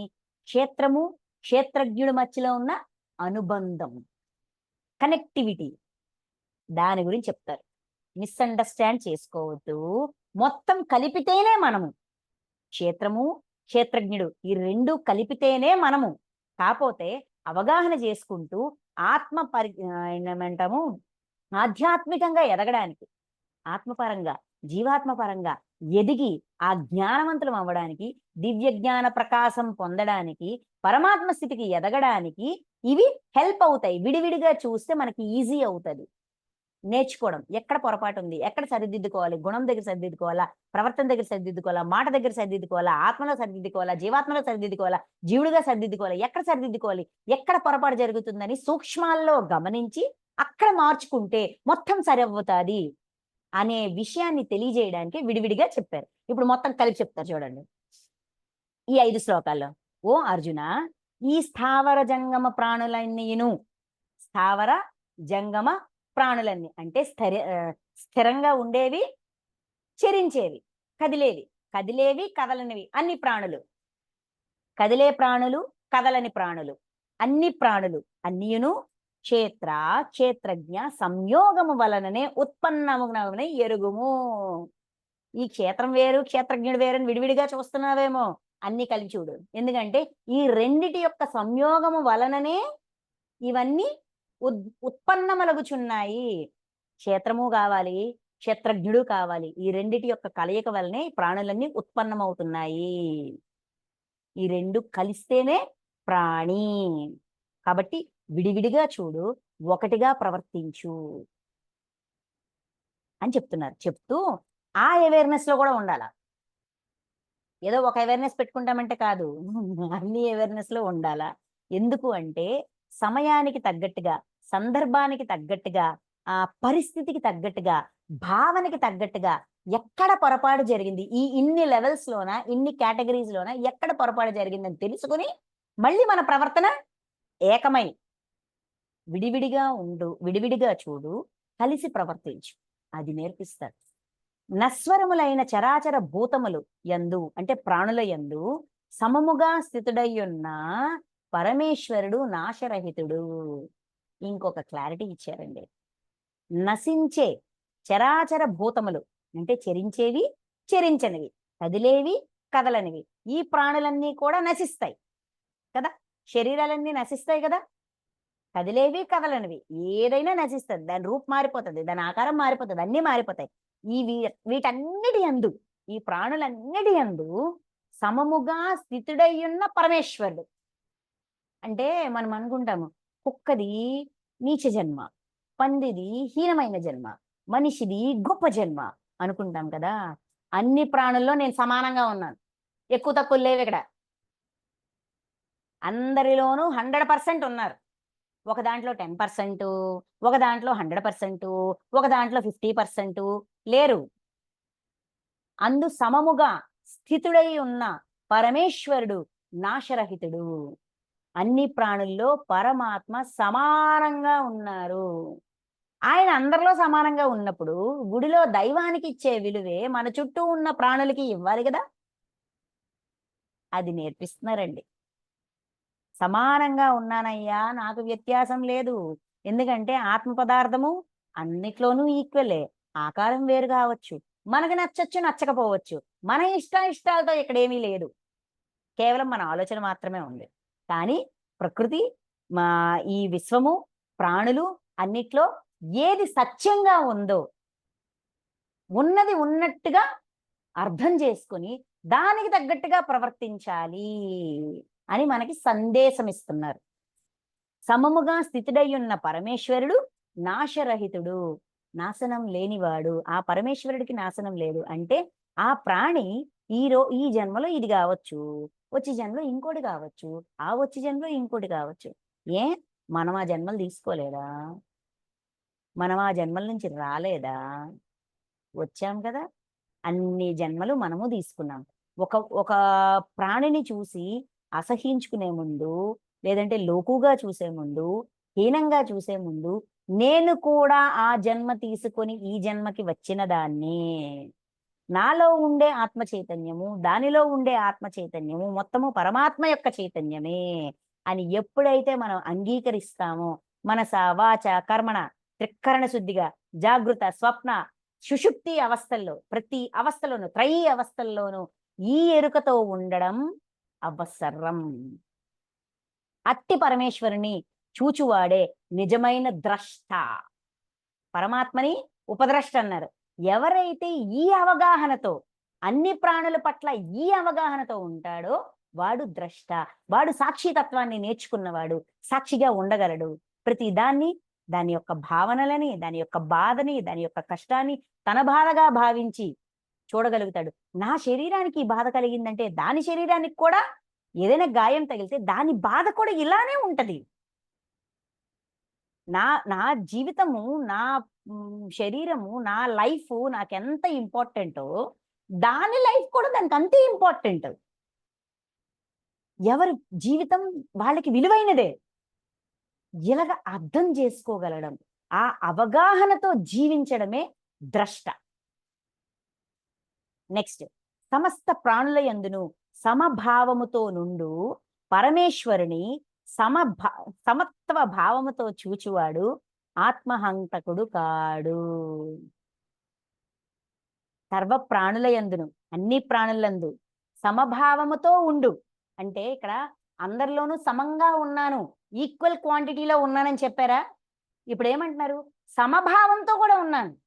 నాకు నా దృష్టిలోన అంటే పరమాత్మ తన దృష్టిలోన ఈ ప్రాణి ఎక్కువ, ఈ ప్రాణి తక్కువ, అది ఎక్కువ, ఇది తక్కువ, చరించేది తక్కువ, చరించనిది ఎక్కువ అనే భేదం లేదు. భావం కూడా సమంగానే ఉంది. అన్ని ప్రాణుల సమస్త ప్రాణుల యందును సమభావముతో నుండు పరమేశ్వరుని సమభావంతో చూచువాడు. ఆయన అందరి పట్ల ఎంత ఈక్వల్ మైండ్, సమమైన ప్రేమతో, సమభావంతో ఉంటారు. అందరూ నాకు సమానమే. అంటే పరమాత్మ దృష్టిలో మనం అందరము సమానమే. ఆయన మనకు అందించే ప్రేమ ఈక్వల్, ఆయన మనలో ఉన్న భాగము ఈక్వల్, అన్నీ ఈక్వలే. ఆ ఉన్నది ఉన్నట్టుగా అర్థం చేసుకున్నవాడు, సమభావంతో, సమత్వ భావంతో చూచువాడు. అంటే అన్ని ప్రాణుల పట్ల అటువంటి భావం, పరమాత్మకి అన్ని ప్రాణుల పట్ల ఎటువంటి భావం ఉంటుందో, ఏ మనిషికైతే అన్ని ప్రాణుల పట్ల అదే భావన ఉంటాదో వాడు ఆత్మహంతకుడు కాడు. అంటే ఆత్మకి తను కోరుకున్న లర్నింగ్ ని ఇవ్వకుండా ఇబ్బంది పెట్టేవాడు కాదు.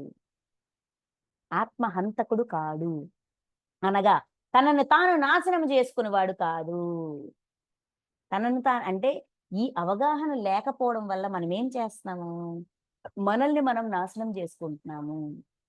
లెర్నింగ్ కోల్పోయి, చేయరాని పనులు చేసి, ఆ చక్రంలో ఇరుక్కొని, ఆ బాధలు పెట్టిన బాధల్ని అనుభవిస్తూ, ఇంకా బాధపడుతూ, వేదనని ఇస్తూ, ఇంకా వేదన పడుతూ, ఇలాగ మనల్ని మనం నాశనం చేసుకుంటున్నాము. అంటే మన లర్నింగ్ మనం కోల్పోతున్నాము. అందువలన అతడు పరమగతిని పొందును. ఆత్మహంతకుడు కాడు కాబట్టి పరమగతి, ఉన్నతమైన స్థితికి ఎదుగుతాడు. పరమాత్మకి అందరిలో సమంగా ఉన్నారు, అందరి పట్ల సమభావం ఉంది. ఈ సమత్వంతో చూడడం, ఆ సమభావంతో ప్రవర్తించడం, ఈ రెండు చేసిన వాడు పరమగతిని పొందుతాడు. వాడు ఆత్మహంతకుడు కాడు. Okay, proof proof proof proof ఇస్తూనే ఉంటారు. సకల కర్మలు అన్ని విధములుగాను ప్రకృతి ద్వారానే జరుగుచున్నవని, చేసే ప్రతి పని కూడా ప్రకృతి యొక్క ప్రభావంతో చేస్తున్నామని, అంటే మన పరిస్థితుల యొక్క ప్రభావం, లేదంటే అక్కడ పరిస్థితి అంటే మన చుట్టూ ఉండే పరిస్థితులు అనుకుంటాం, మన అంతర్గుణాల ప్రభావం కూడా. ఈ పరిస్థితి మనలో అంతరంగా ఉన్న గుణాన్ని లేపుతుంది, ప్రేరేపిస్తుంది. ఆ గుణం వల్ల మనం ఆ పని చేస్తాం. సో ఇవన్నీ ప్రకృతి వల్ల జరుగుతున్నాయని ఆత్మ అకర్త అనియు, ఆత్మ పని కట్టుకొని మన చేత ఏం చేయొచ్చు అట్లా. నా ఆత్మ ఆదేశానుసారం నేను ఈ పని చేశాను. ఆత్మ ఎవరిని ఆదేశించదు, అది సాక్షిగా ఉంటది, హాయిగా మహాకారం లోకాల్లో ఉంటది. ఉండి మనం ఏ ఇన్ఫర్మేషన్ ఇస్తే ఆ ఇన్ఫర్మేషన్ దాచిపెడుతుంది. దాని పనే అది. ఇన్ఫర్మేషన్ దాచిపెట్టడమే ఆత్మ పని. కాబట్టి ఆత్మ అకర్త. ఆత్మ మీద తోసేయకండి. మన గుణాల వల్ల మనం ప్రవర్తిస్తున్నాము అని యాక్సెప్ట్ చేయమంటున్నారు. అంటే మనల్ని మనం చేసే ప్రతిదానికి ఏదో ఒక వంక వెతుకుతాం కదా, కారణాలు వెతుకుతాం కదా, వెతకొద్దు. ఇక్కడ ఎవ్వరు పొరపాట్లేదు. మన గుణాలు, మన ప్రవర్తన, మన ప్రకృతే కారణం. అంటే మనమే కారణం. ఆత్మ అకర్త అనియు, ఎరింగినవాడు, ఈ అవేర్నెస్ లో ఉన్నవాడు, వాస్తవముగా చూచువాడు, ఉన్నది ఉన్నట్టుగా చూస్తున్నవాడు. అంటే ఎవరి మీద తోసేయకుండా సత్యాన్ని ఉన్నది ఉన్నట్టుగా చూడడానికి ప్రయత్నిస్తాడు. అసలు కార్యకారణ సంబంధాన్ని వెతికి వెతికి వెతికి వెతికి తెలుసుకుంటాడు. వాస్తవాన్ని చూచువాడు, ఏం ఎలా జరుగుతుందో దాన్ని అలానే చూస్తున్నాడు, దాన్ని అలానే అర్థం చేసుకుంటున్నాడు. కాబట్టి మార్చడం ఈజీ అవుతుంది. పక్క వాళ్ళ మీద నెట్టేసో, లేకపోతే ఇంకోళ్ళ మీద నెట్టేసో, లేకపోతే ఆత్మ మీద నెట్టేసో, లేదంటే దైవం మీద నెట్టేసో మనం ఈ పూట గెటాన్ అయిపోతుంది, ఈ జన్మ గెటాన్ అయిపోద్ది.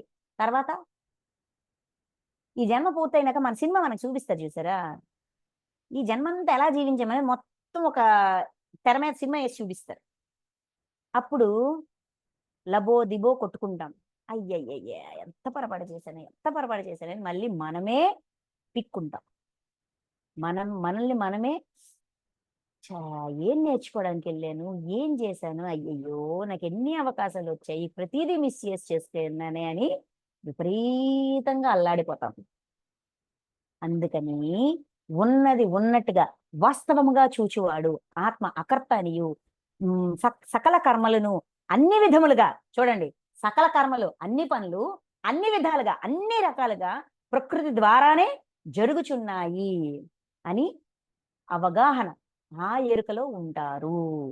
వేరువేరుగా గోచరించుచున్న ప్రాణులన్నీను. అంటే ఇప్పుడు క్షేత్రం వేరు క్షేత్రజ్ఞుడు వేరు అని విడివిడిగా తీసేసేస్తారేమో, తీసికండి. ఇప్పుడు క్షేత్రజ్ఞుడు చేశాడు అని చెప్పి క్షేత్రుడి మీద నెట్టియొద్దు, క్షేత్రం చేసింది అని క్షేత్రం మీద నెట్టియొద్దు. మొత్తాన్ని కలిపి చూడండి. కలిపి చూస్తే అది వాస్తవాన్ని చూడడం, అది చెప్తున్నారు. నెక్స్ట్, వేరువేరుగా గోచరించుచున్న ప్రాణులన్నీను, వేరువేరుగా గోచరించుచున్న రకరకాల ఆకారాలతో రకరకాల రూపాలతో కనిపిస్తున్న ప్రాణులన్నీను ఒకే పరమాత్మయందు స్థితమై ఉన్నవని, ఆ పరమాత్మ నుంచే ఉద్భవించినవని, ఆ పరమాత్మయందే స్థితంగా ఉన్నాయి, ఆయన యొక్క చైతన్యంతోనే ఉన్నాయి అని, అట్లే అవి అన్నీయు ఆ పరమాత్మ నుండియే విస్తరించుచున్నట్లుగా, అవన్నీ ఆ పరమాత్మ నుండి విస్తరిస్తున్నాయి. అంటే ఆ పరమాత్మలో ఉన్నాయి కాబట్టి ఆ పరమాత్మలో లయమైపోతాయి అని అనుకుంటున్నాం. లేదు, ఆ పరమాత్మ స్థితికి ఎదగడానికి అవి కూడా ట్రై చేస్తున్నాయి, తమ చైతన్యాన్ని విస్తారంగా చేసుకోవడానికి ట్రై చేస్తున్నాయి అనియు ఎరింగిన పురుషుడు ఈ సత్యాన్ని. అంటే దైవం నుంచి వచ్చాము, దైవంలో లయమైపోతాము అనుకుంటాం కదా, దైవంలో లయం అవ్వడం అంటే ఆ దైవమంతా ఎదగడం, ఆ పరమాత్మ స్థితికి తమ చైతన్యాన్ని విస్తరింప చేసుకుంటున్నాయి, ఆ స్థితికి ఎదగడానికి ట్రై చేస్తున్నాయి అని ఎరింగిన పురుషుడు, ఆ ఎరుక ఉన్న ఆత్మ యా జీవాత్మ ఆ క్షణముగానే సచిదానంద ఘన పరబ్రహ్మను చేరును. ఈ సత్యాన్ని తెలుసుకున్నవాడు ఇంకెంత దూరం ఈ ప్రయాణము, ఇంకెన్నాళ్ళు చెయ్యాలి, ఇంకెన్ని జన్మలెత్తాలి, నాకు మోక్షం ఎప్పుడు అని నిరుత్సాహపడకుండా సత్యాన్ని తెలుసుకుని ఓహో ఇదా సంగతి అని తేలిక పడిపోతాడు.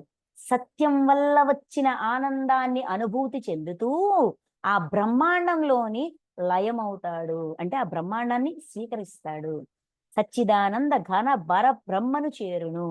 సత్ చిత్ వల్ల ఆనందం పొందిన ఆనందాన్ని అనుభూతి చెందుతూ ఓకే ఓకే ఓకే ఎన్ని రోజులైనా పర్వాలే, మెల్లమెల్లగా నేర్చుకుంటా, నేను ఆయనంత స్థితికి ఎదగాలంటే ఆయన సాయం చేస్తున్నారు, జ్ఞానాన్ని అందిస్తున్నారు, మార్గదర్శకాన్ని ఇస్తున్నారు, శరీరాన్ని ఇస్తున్నారు, గుణాలను ఇస్తున్నారు, క్షేత్రం ఇచ్చారు, ఏంటిది బుద్ధి ఇచ్చారు, అహంకారం ఇచ్చారు, మనసు ఇచ్చారు, ఇన్ని ఇచ్చి నాకు నేర్చుకోవడానికి అవకాశం ఇస్తుంటే హాయిగా నేర్చుకుంటా, సుఖంగా ఉంటా, సంతోషంగా ఉంటా అని తెలుసుకుని వెంటనే అంతటి ఆనందాన్ని, ఆ పరమానందాన్ని అనుభూతి చెందుతారు. ఆ స్థితికి ఈజీగా చేరుకుంటారు అని చెప్తున్నారు. ఓకే. సో క్షేత్రము, క్షేత్రజ్ఞుడు ఈ రెండిటి యొక్క సంయోగం వలన ఈ అవేర్నెస్లు వస్తాయి. కాబట్టి రెండిటిని విడివిడిగా చూడకు, కలిపి చూడు. విడివిడిగా అర్థం చేసుకుని కలిసి ప్రవర్తించడం ఎలా అనేది ఇక్కడ నేర్పించారు. ఓకే. నెక్స్ట్ అకర్తతత్వం.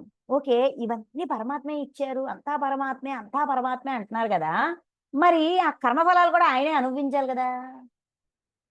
అతి తెలివిది. విపరీత జ్ఞానం వల్ల మనకి ఈ క్వశ్చన్స్ వస్తాయి.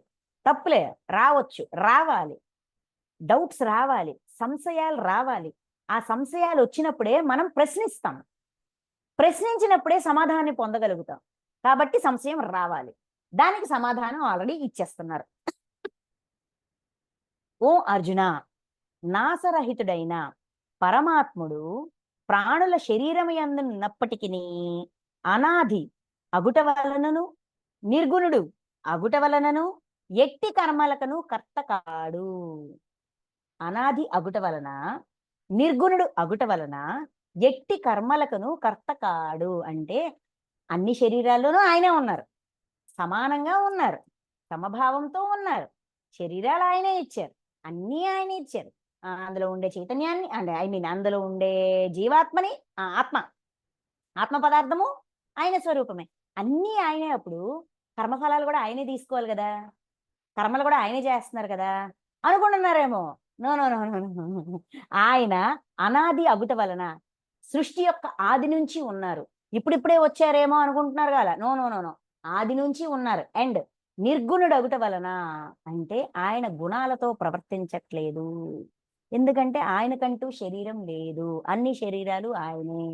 నిర్గుణుడు అగుట వలన ఈ అనుభవాలన్నీ అయిపోయాయి, గుణాల యొక్క ప్రభావము, అనుభూతి ఇవన్నీ అయిపోయాయి. ఆయనకి గుణాలు లేవు కాబట్టి, నిర్గుణంలో ఉన్నారు కాబట్టి ఎట్టి కర్మలకును కర్త కాడు. ఆయన దగ్గరుండి చేయించట్లేదుగా, ఆయన ఉపద్రష్ట కదా, మరి ఆయన మీద ఎలా నెట్టేస్తాం? ఆ ఆప్షన్ కూడా లేదు. ఆ ఆప్షన్ కూడా, ఆ డోర్ కూడా క్లోజ్ అయిపోయింది. అన్ని డోర్లు మన వైపే చూపిస్తుంది, పక్కడు వైపు ఎక్కడ చూపించు. కనుక కర్మలతనిని ఏమాత్రమును అంటవు. అందుకని ఆయన అకర్త కాబట్టి ఆయనకి ఏ కర్మలు అంటవు. భగవంతుడి మీద నెట్టియాలని చూస్తామేమో, నో, అక్కడ కూడా మనకు ఆప్షన్ లేదు, ఎందుకంటే సత్యం ఇదే కాబట్టి అని చెప్తూ ఇంకో మాట చెప్తా చూడండి. 32 సర్వత్ర అంటే ఇతర మహాభూతముల యందును, అంటే మిగతా మహాభూతాలు అంటే పంచమహాభూతాలు, అన్ని ప్రాణులు మొత్తం సర్వత్ర వ్యాపించి ఉన్న ఆకాశము. ఆకాశము మా ఊర్లో ఉండి మీ ఊర్లో లేకపోవడం, లేదంటే మా కంట్రీలో ఉండి ఇంకో కంట్రీలో లేకపోవడం, అలా ఏమి ఉండదు కదా. అంతగా వ్యాపించి ఉంటుంది కదా ఆకాశం. అన్ని భూతాలలోనూ, అన్ని భూతాలకి ఆకాశం అంటే అన్ని ప్రాణులు ఎక్కడ చూసినా ఆకాశం అనేది ఉంటది, అంతటా వ్యాపించి ఉంటది. సర్వత్రా వ్యాపించి ఉన్న ఆకాశము సూక్ష్మమగుట వలన, సూక్ష్మంగా వల్ల అంటే అది అంతగా విస్తరించి ఉందనే జ్ఞానం మనకు లేదు. ఇక్కడ వరకే ఉంది కావాలా, ఇంత దూరమే ఉంది కావాలని సూక్ష్మ మగుట వలన వాటి గుణదోషములు దానికి అంటవు. అంటే ప్రాణులతో పోల్చుకుంటే ఆకాశం సూక్ష్మం కాబట్టి ప్రాణుల యొక్క గుణదోషాలు ఆకాశానికి అంటవు. అవునా? ఆకాశంతో పోల్చుకుంటే ప్రాణులు సూక్ష్మమా కాదా? చిన్నవే కదా. దీని గుణదోషాలు దానికి అంటవు. అంటే మన ప్రవర్తనలు కానీ కానీ దాన్ని ఇబ్బంది పెట్టవు. ప్రాణుల యొక్క ప్రభావము ఆకాశం మీద ఉండదు, ఇంకా సింపుల్గా చెప్పాలంటే. అంతేనా? ఇది ఎగ్జాంపుల్. అట్లే ఆ విధంగానే సకల ప్రాణుల దేహముల యందు, అన్ని ప్రాణుల యొక్క దేహాలలో, శరీరాలలో స్థితమై ఉన్నను, స్థితంగా ఉన్నా కూడా ఆత్మ నిర్గుణమగుట వలన, ఆత్మ అన్ని ప్రాణుల యొక్క దేహాల్లో ఉంది కానీ ఆత్మ నిర్గుణం. ఆత్మకంటూ ఏ గుణాలు ఉండవు. మనం ఏమిస్తే దాన్ని దానిలో దాచిపెడుతుంది. కరెక్ట్గా చెప్పాలంటే ఒక బీరువా లాంటిది, ఒక లాకర్ లాంటిది. లాకర్కి 4 పక్కల తలుపులు, 6 డైమెన్షన్స్ ఉంటాయి. అందులో బంగారం పెట్టు, రాళ్ళు పెట్టు, డాక్యుమెంట్లు పెట్టు, చీరలు పెట్టు, వెండి పెట్టు, డబ్బులు పెట్టు, ఇసుక పెట్టు, పండు పెట్టు, కాయ పెట్టు, ఏం పెట్టినా కూడా నాలో ఇది పెట్టడానికి వీల్లేదు, నేను ఒప్పుకోను, దీన్ని నేను స్వీకరించను, తోసేయ్ అంటదా? ఏం పెడితే అది ఉంచుకుంటది. తీస్తే తీసుకోమంటది. అసలు తీసుకోమని చెప్పదు, పెట్టమని చెప్పదు, ఏం చెప్పదు. అలా ఉంటది అంతే. అది ఆత్మ. అందుకని నిర్గుణం. ఆత్మ నిర్గుణం అగుట వలన గుణదోషాలు దానికి అంటవు. ఈ గుణాల యొక్క దోషాలు దానికి అంటవు. దీనికి చిన్న ఎగ్జాంపుల్ ఉందండి. కృష్ణుడే ఎగ్జాంపుల్గా తీసుకున్నారు. మరి ఇవన్నీ ఆయనే చెప్తున్నారు కదా, మరి ఆయన లైఫ్ నుంచి ఎగ్జాంపుల్ తీయాలి. ఇక్కడ గుణదోషాలు అంటవు అంటే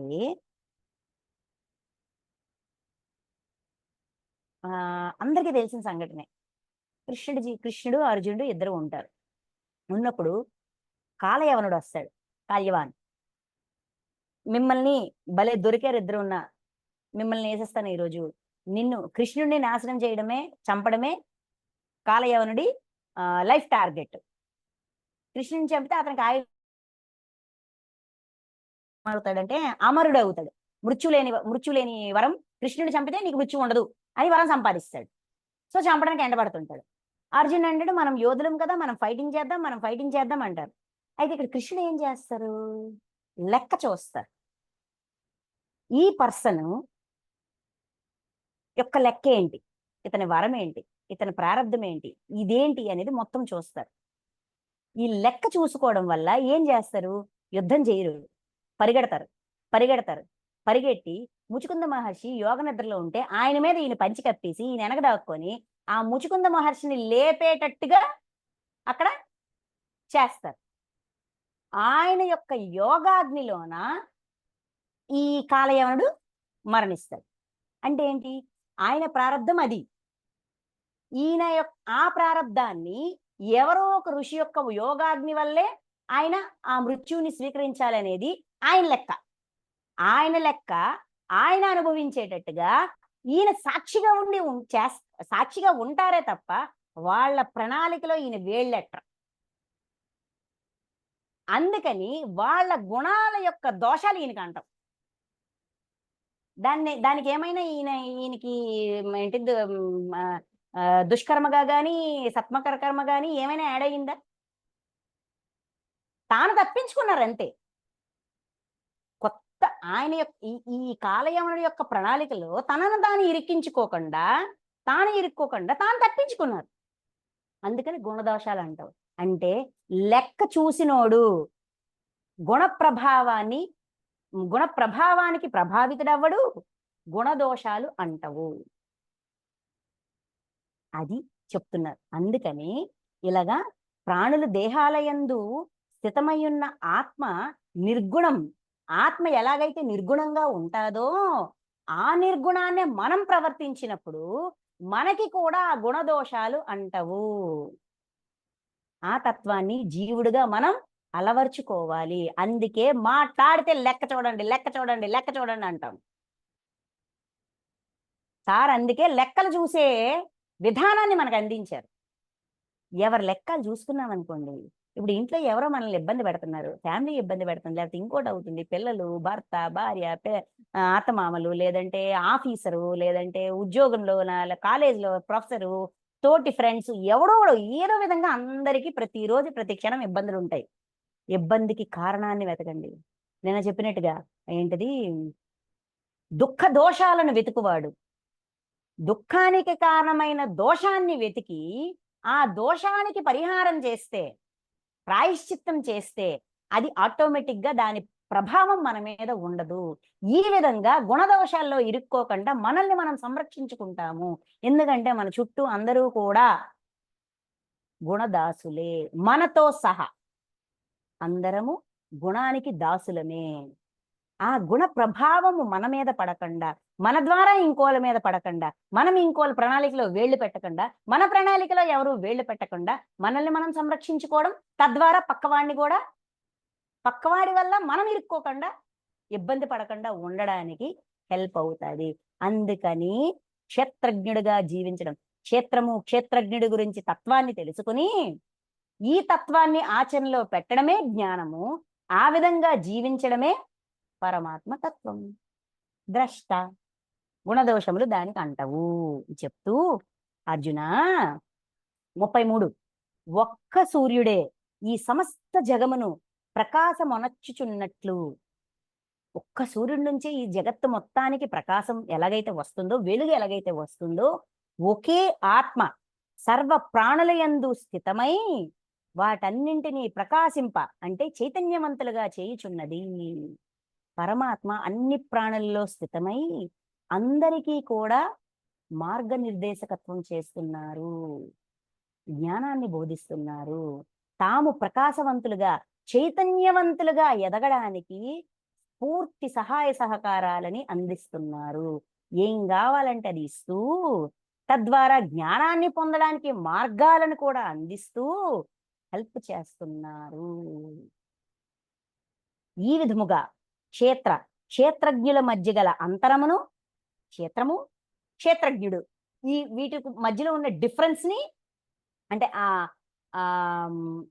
అంతే అంతరాన్ని, ఇదేంటి క్షేత్రం అంటే ఏంటి, క్షేత్రజ్ఞుడు ఏంటి తెలుసుకుని కార్యసహిత ప్రకృతి నుండి అంటే ప్రకృతి నుంచే కార్యాలు చేస్తున్నాము, విముక్తులగుటకు ఆ ప్రకృతి నుండి చేసే కార్యాల యొక్క ఎఫెక్ట్ మన మీద పడకుండా విముక్తులగుటకు ఉపాయములను జ్ఞాననేత్రముల ద్వారా, జ్ఞానం యొక్క సహాయంతో మనము మన యొక్క కార్యసహిత ప్రకృతి నుంచి మనం ఇరుక్కోకుండా మనల్ని మనం సంరక్షించుకోవడానికి కార్యసహిత ప్రకృతి నుంచి విముక్తులగుటకు ఉపాయములను జ్ఞాననేత్రము ద్వారా ఉపాయాన్ని ఎరింగిన మహాత్ములు పరమగతిని పొందుతారు. జ్ఞానం యొక్క సహాయంతో ఓకే, ఇప్పుడు ఈ పరిస్థితిలోన నన్ను నేను ఇన్వాల్వ్ చేసుకోకుండా, ఇక్కడ ఉన్న ఆవేశాలు నన్ను ప్రభావితం చెయ్యకుండా, ఇక్కడ నేను ఎందుకు ఉంచబడ్డాను, ఈ పరిస్థితిలో నేను ఎందుకు ఉంచబడ్డానని కారణాన్ని వెతుక్కొని ఆ కారణాన్ని తెలుసుకుంటూ దాన్ని కూడా లెర్నింగ్ గా మారుస్తూ, ఉపాయం అంటే ఏంటి, ప్రతిదీ లెర్నింగ్ గా మార్చడమే. బాధని లెర్నింగ్ గా, సంతోషాన్ని లెర్నింగ్ గా, సమస్యని లెర్నింగ్ గా మారుస్తూ ఎరింగిన మహాత్ములు, ఇంత అవేర్నెస్ లో ఉన్న మహాత్ములు పరమగతిని పొందుతారు. ఈ తత్వాన్ని తెలుసుకొని ఈజీగా మనం పరమాత్మ స్థితికి మన చైతన్యాన్ని విస్తరింపచేసుకొని మన జ్ఞానాన్ని కూడా విస్తరింపచేసుకుంటూ ఎదగొచ్చు. అందుకే జ్ఞానం అంటే ఏమన్నారు, జ్ఞానం అంటే మనకి ఏం డెఫినేషన్ ఇచ్చారు, క్షేత్రజ్ఞుడు గురించి, రెండిటి గురించి సంపూర్ణంగా తెలుసుకుని దానికి తగ్గట్టుగా, ఆ తెలుసుకున్న విషయానికి తగ్గట్టుగా ప్రవర్తించడమే జ్ఞానము అని ఒక్క సెంటెన్స్ లో ఇచ్చేసారు మనకి ఈ అధ్యాయంలో. సో ఈ అధ్యాయము ఏం నేర్పిస్తుందయ్యా అంటే, ఆత్మగా జీవించడం, ఉన్నది ఉన్నట్టుగా తెలుసుకోవడం, తెలుసుకున్న దానికి తగ్గట్టుగా ప్రవర్తించడం, ఆ ప్రవర్తిస్తూ మనల్ని మనం సంరక్షించుకుంటూ ఆత్మలో సద్గుణాలని మాత్రమే నింపుకుంటూ పరమాత్మ స్థితికి ఎదిగే ప్రయత్నం ఈజీగా చెయ్యొచ్చు. ఇది సాధ్యమే. ఇవన్నీ కూడా అర్జునుడు అడిగిన ఒక్క ప్రశ్నకి సమాధానాలు. ఏంటది, సగుణ రూప భక్తుల, నిరాకార రూప భక్తుల ఎవరు శ్రేష్ఠులు అని అర్జునుడు అడిగిన ప్రశ్నకి పరమాత్మ ఇస్తున్న సమాధానాలు. Thank you masters, thank you so much.